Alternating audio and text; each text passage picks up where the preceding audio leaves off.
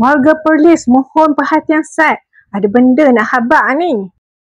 Bukan apa, sebab ramai yang tak tahu lagi ni.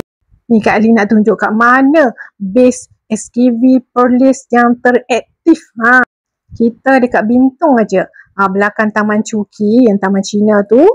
Masuk dalam sikit, nanti jumpa padang permainan ni. Kat situ lah dia. Jadi boleh search SKV Perlis ataupun Mind Tropic Perlis. InsyaAllah boleh jumpa. Roger dulu nak main Kita pun ada buat servis untuk saringan kesihatan menggunakan mesin kuantum tau.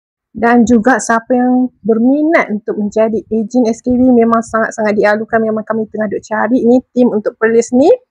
Okey, kat sini boleh nampak ya, ada banting dekat pagar tu.